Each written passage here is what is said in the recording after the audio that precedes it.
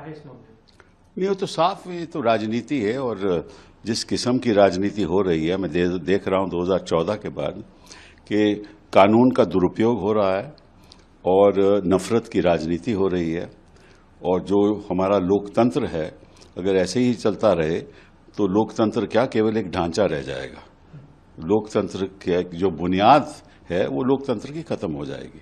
Rule of law जिसको हम कहते हैं, डेमोक्रेसी, लोकतंत्र, कहाँ है रूल ऑफ लॉ?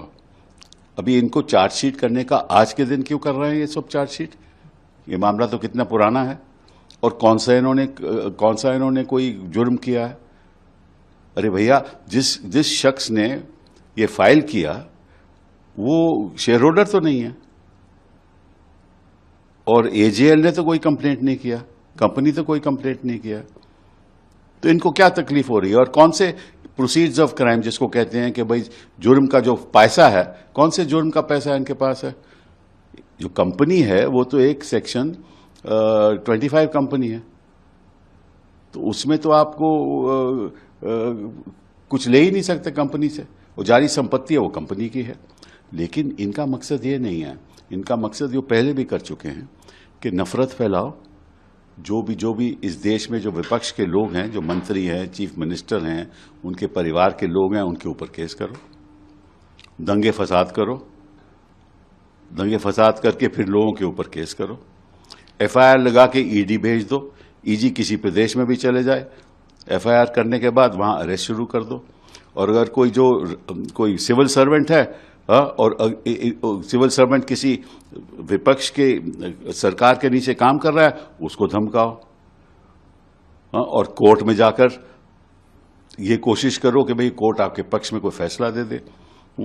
और असलियत तो यह है, अगर कोर्ट देश की जनता के प्रति खड़ी नहीं होगी, उनके जो अधिकार है उनके प्रति खड़ी नहीं होगी, ये जो चल रहा है उसके खिलाफ कोर्ट एटलीस्ट लोगों की सुनवाई नहीं करेगी, तब तक कुछ नहीं हो सकता।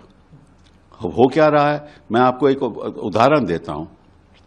इन्होंने सारे मदरसे बंद करवा दिए उत्तर प्रदेश में, हालांकि सुप्रीम कोर्ट ने कहा है, स्टे भी किया है, सब उन्होंने बंद करवा दिए। तो ये क्यों कर रहे हैं? ये कभी ये वक्फ की बात करते हैं। देश के सामने कौन से मुद्दे हैं? देश के सामने मुद्दे हैं कि जो अपनी बेरोजगारी का मुद्दा हुआ, शिक्षा का मुद्दा हुआ, स्वास्थ्य का मुद्दा हुआ, देश को आगे बढ़ाना है, आर्टिफिशियल इंटेलिजेंस के बारे में बात हो। लेकिन इनको केवल ईडी दिखती है। और उसे लोग कभी केरला के चीफ मिनिस्टर के खिलाफ प्रयास करते हैं, कभी उसकी परिवार के प्रयास करते हैं, कभी ममता जी को डिस्टेबलाइज करना चाहते हैं, चीफ मिनिस्टर को के खिलाफ केस करके हटवाना चाहते हैं। उधर महाराष्ट्र में इन्होंने किस तरह से सरकारें बदल दी। वो क्राइम नहीं है, वो कोई जुर्म नहीं है कि आप लोगों को आकर्षित करके, हम जानते हैं क्या होता है, उनको मंत्री बना दो और उससे पहले उनके खिलाफ बयान दो कि बड़े करप्ट हैं, फिर उन्हीं को मंत्री बना दो। हाँ, अपने पक्ष में लेकर वो सब बेदाग हो जाते हैं। तो ये देश के लिए ठीक नहीं है। और मैं आपको सच बात बताता हूं कि ऐसे ही देश चलता रहेगा ना तो कुछ रहेगा नहीं।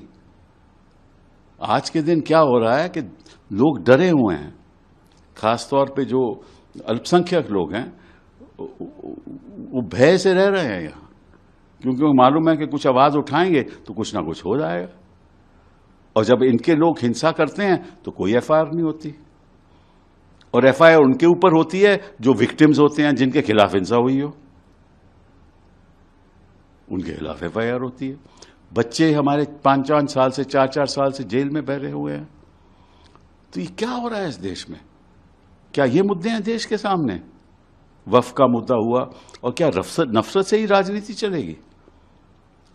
ये जो लोग अपने आप को कहते हैं ना हिंदू, ये हिंदू एक्चुअली इनको हिंदुइज्म का कुछ मालूम ही नहीं।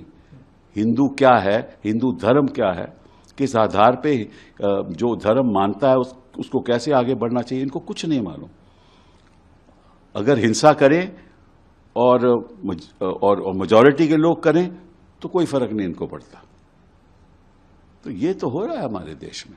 और मुझे ये नहीं समझ आई कि इनको क्या मतलब, क्या प्रॉब्लम है इनको गांधी फैमिली के साथ?